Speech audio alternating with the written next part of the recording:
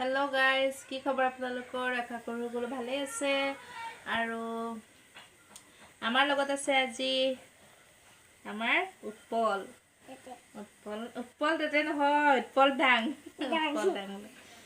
উৎপল ডাং আছে বাই শাহুৰৰ ল'ৰা হয়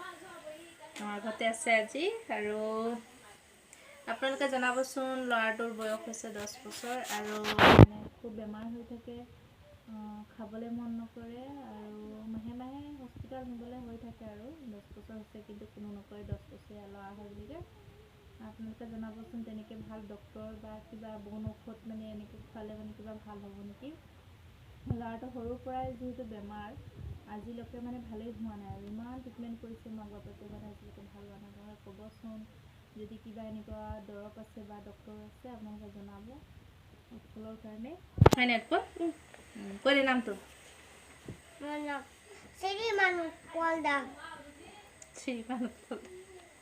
শ্ৰীমান উৎপল ডাং মাৰ নাম কি মামনি টেটে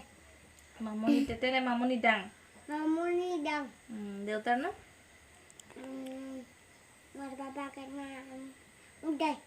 উদয় ডাং মোৰ দাদাকে মন্টু ডাং তাৰ ককায়েকৰ নাম মন্টু ডাং দেউতাকৰ নাম উদয় ডাং তাৰপাছত আৰু মাকৰ নাম মামনি ডাং সেইটোৱে কৈছে আৰু ল'ৰাটো তো সকলোকে good night bye bye bye bye